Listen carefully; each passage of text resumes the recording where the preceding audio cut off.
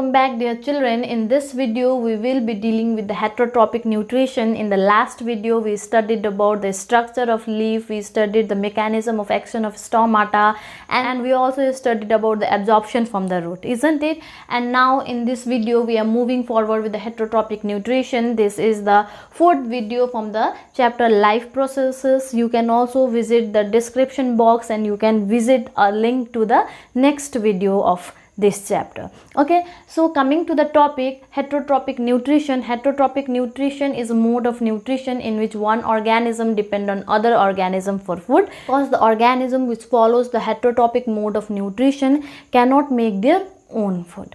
Okay, so the heterotropic nutrition depend on two things. First is the availability of food and second is how it is obtained. When we talk about the availability of food, whether the food is mobile or stationary. Mobile food are those food which travel from one place to another.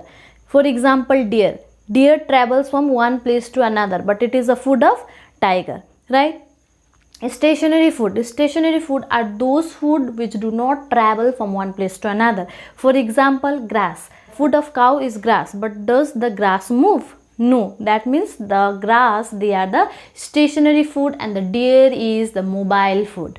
Okay, now coming to next, there are two ways by which the food can be obtained. First is by breaking the food inside the body, second is by breaking the food outside the body.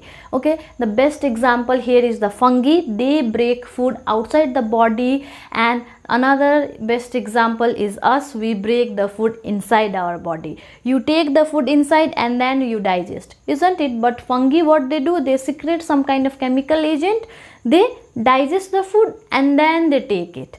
Okay, now coming to next, this is very important line children, because this portion is often asked in CBSE. all right, the small intestine of cow is complex than lion because of the type of food they take. Starch is complex than glycogen. Okay, I'm explaining you this. Not only the small intestine, you can tell digestive system of cow is more complex as compared to lion or a tiger. That is because cow take starch.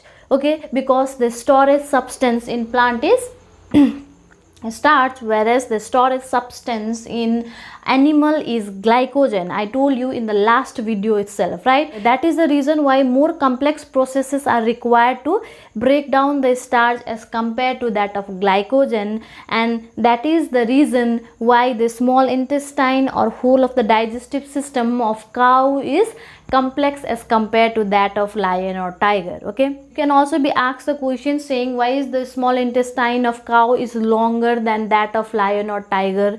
You can be asked question like why is the digestive system of cow is complex than that of lion or tiger, and the answer is because cow take plants, the storage substance in plant is starch, and lion and tiger they take another animals and the storage substance in them is glycogen, and starch is more complex than glycogen, because of which more complex processes are required to break down the starch as compared to glycogen.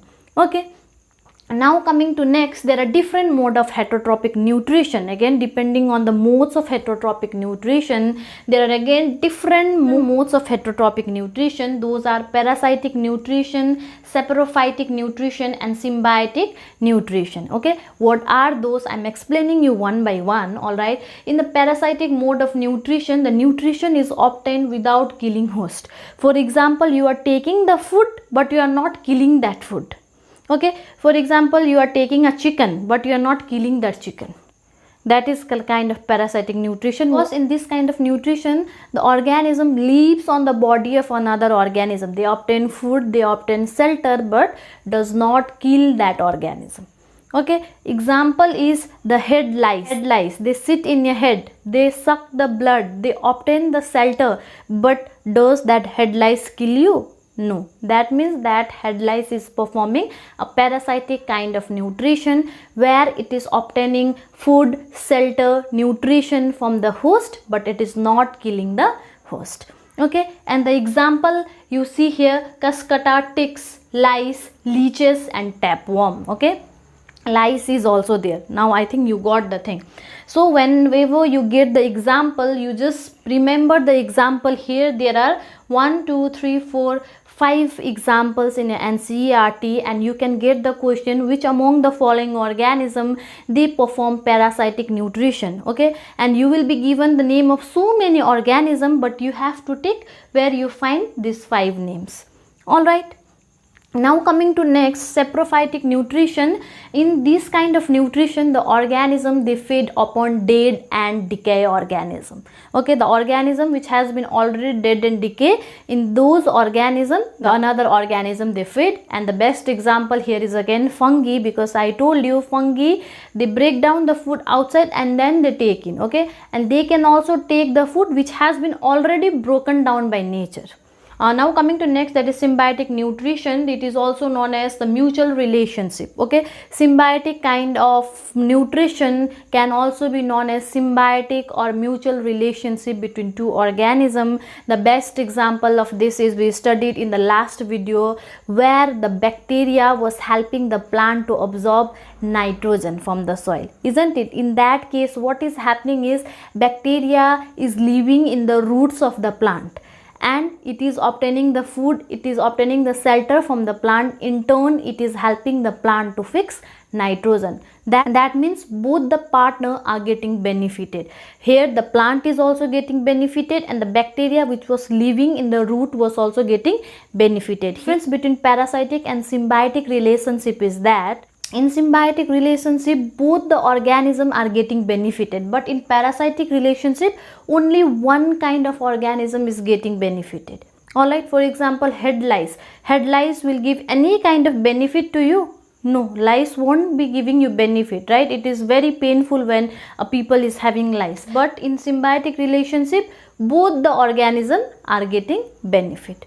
Okay, here you can provide the example of plant roots and bacteria. Okay, now obtaining nutrition. So children, have you ever thought how the organism they obtain nutrition? No, isn't it? So let's come to this part. Higher organism has complex body for nutrition, whereas single cell organism can perform entire nutrition process by simple diffusion through the cell surface. What does this mean now? Single cellular organisms such as bacteria or amoeba, they can perform the whole nutrition process through simple diffusion from their body surface. But can we perform whole of the nutrition process through the simple diffusion? A big no for that.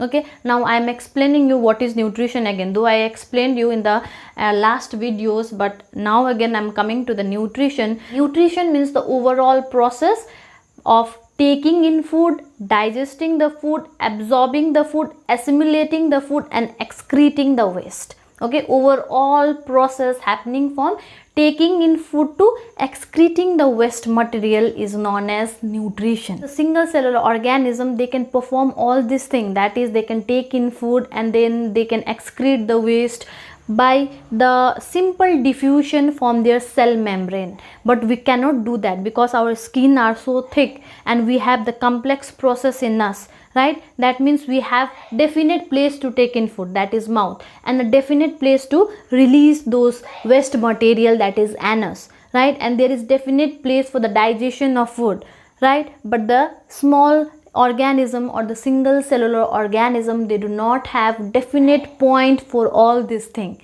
All right, that is the reason why they perform simple diffusion, but we do not perform simple diffusion. Instead, we go for the complex method using different kind of organ and organ system.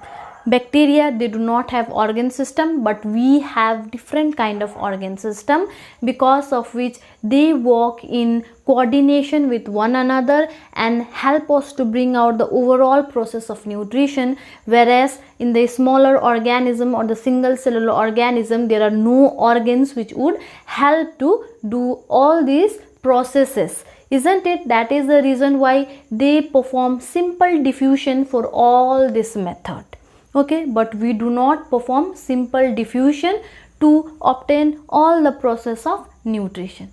Okay, Now you come here. So the higher organism has a complex body makeup in order to perform the nutrition, but the single cellular organism can perform the entire nutrition process by simple diffusion, because they do not have any complex organ or organ system to perform different processes of nutrition, that is taking in food and releasing the waste. Okay, example of amoeba children. This is very important. Most of the time boths ask you this question. I don't know why, but this is very favorite question of boths.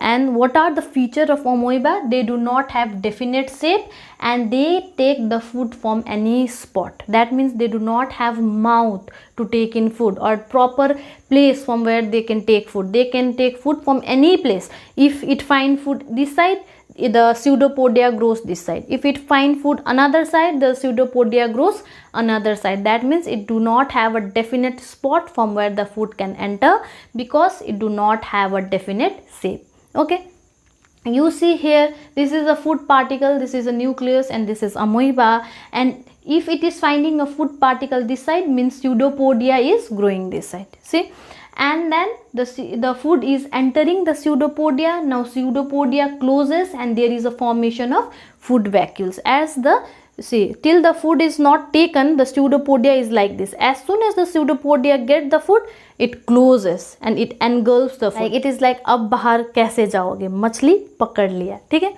And then you see the next step, the food has gone inside and it has been digested. Okay, and it will remove the waste from their body surface itself. This is the typical example how the amoeba, they perform the process of nutrition or they take in food. Okay, and in the next you see there is an example of Paramecium. Paramecium is also a single cellular organism, but you see the feature of Paramecium, there is a slight difference. Okay, you see, first it is also a single cellular organism, but it is having a definite shape. It was not having a definite shape, it is having a definite shape. It take food from definite spot and it could take food from anywhere, right? And definite spot, you see this part is definite spot, this part has gone little inside. You see there is little depression here, isn't it? This is the definite spot. Alright, what helps the Paramecium to take the food to the definite spot? When we talk about definite spot, it is like mouth. Okay, since they do not have a proper mouth, we cannot call that mouth, but we say definite spot. Okay, you see here what is helping the Paramecium to bring the food to the definite spot? It is helped by this thing, the black colored thing. Okay, what is the name of this thing? The name is cilia. Okay, cilia helps to bring the food to the spot. How does it help? You see, for example, if the food is here, then what happens? The hair will move and push the food towards the spot. Okay, so this shows you that for any organism to be little advanced, they need to have extra feature help them perform that function properly. First case, amoeba is not having any kind of hair-like projection to take the food to the definite spot. That is why what was there? It could take food from any place where it get, right? But the Paramecium, since it is having a hair-like projection known as cilia, it can take the food from proper place or the proper point. That means this is more advanced organism than this, isn't it? This was for today, and in the next video we will be studying about the digestion in humans, and that is very interesting and most important topic from the chapter life processes. Till then, stay tuned, keep safe, keep learning, and don't forget to like and subscribe my channel. Thank you.